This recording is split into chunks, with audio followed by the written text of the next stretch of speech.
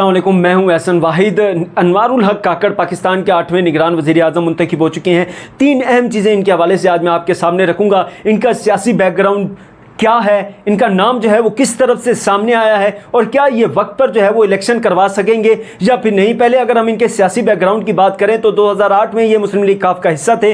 उनकी के निशान पर ये बलोचिस्तान से इलेक्शन लड़े, लेकिन ये इलेक्शन जो है वो हार गए। उसके बाद 2013 में ये मुस्लिम लीग नून का हिस्सा बने और फिर मुस्लिम लीग नून के निशान पर इलेक्शन लड़े, लेकिन एक बार फिर हार गए। 2018 में इन्होंने अपनी एक पार्टी बनाई, बलोचिस्तान अवामी पार्टी, बाप जिसका नाम है उसकी बुनियाद रखी और खुद इन्होंने सेनेट में बतौर सेनेटर उम्मीदवार के तौर पर आज़ाद हैसियत में इलेक्शन लड़ा और मुंतखब होकर जो है ये सेनेट का हिस्सा बन गए। और इनकी जो जमात है वो जो है वो बलोचिस्तान में अब उनकी अच्छी खासी नुमाइंदगी है। इनकी जमात के जो पार्लिमानी लीडर हैं खालिद मगस्सी हैं, जो कि इस वक्त नेशनल असम्बली में बलोचिस्तान अवामी पार्टी को जो है वो रिप्रेजेंट कर रहे हैं, जबकि अब्दुल कदूस बिजंजू जो कि इस वक्त वज़ीर आला बलोचिस्तान भी रह चुके हैं, वो भी इन्हीं की जमात का ही हिस्सा हैं। और कहा जा रहा है कि बाप जो है इसके पीछे, बाप का जो बाप है वो पाकिस्तान की एस्टेब्लिशमेंट है। बाप जो है वो पाकिस्तान की एस्टेब्लिशमेंट को जो है वो रिप्रेजेंट कर रही है, वो चाहे नेशनल असम्बली हो, वो चाहे बलोचिस्तान की हुकूमत हो, या वो चाहे जो है वो सेनेट के अंदर मौजूद बाप के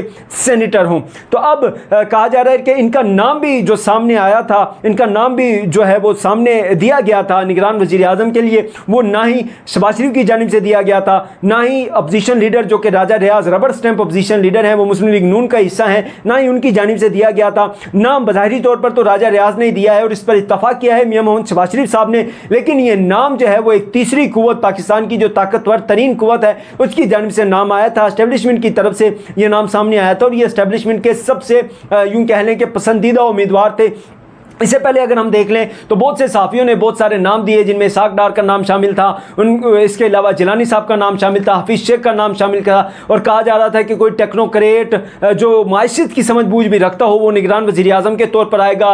मुख्तलिफ सहाफ़ियों ने, मुख्तलिफ रिपोर्टर्स ने अपने अपने नाम दिए, लेकिन अनवारुल हक काकड़ के नाम को कोई नहीं जानता था, ना इस नाम को किसी ने डिस्क्लोज़ किया था, किसी का इस जानिब ध्यान ही नहीं था। लेकिन आज सुबह से जब ये खबरें सामने आई कि वज़ीर आज़म मियां मोहम्मद शहबाज शरीफ साहब और राजा रियाज में आज मुलाकात होगी, तो कहा जा रहा था कि निगरान वज़ीर आज़म में 2 सूबों का मुकाबला है, उनमें एक पंजाब है और एक बलोचिस्तान है। अब आप यूं कह लें कि बलोचिस्तान से ताल्लुक़ रखने वाले अनवारुल हक काकड़ इस वक्त जो है वो निगरान वज़ीर आज़म पाकिस्तान बन चुके हैं। उनकी समरी पर दस्तखत हैं। शहबाज शरीफ साहब के कायदे हस्ब इख्तलाफ जो है इस वक्त पार्लियामेंट के अंदर राजा रियाज, उन्होंने वो समरी सदर पाकिस्तान को भेजी थी और सदर पाकिस्तान डॉक्टर आरिफ उल्वी ने भी उस समरी पर दस्तखत कर दिए हैं और अब वो बाकायदा तौर पर पाकिस्तान के 8वें निगरान वज़ीर आज़म पाकिस्तान जो है वो बन चुके हैं। और 2018 में वो सेनेट का हिस्सा बने थे, 2024 तक वो सेनेट का भी हिस्सा रहेंगे और अब निगरान वज़ीर आज़म के तौर पर भी अपनी खिदमात जो है वो सर अंजाम देंगे। ये उनका सियासी बैकग्राउंड था और नाम के हवाले से बड़ा कहा जा रहा है। लेकिन अगर हम देख लें तो शहबाज शरीफ साहब को हदायत जारी की गई थी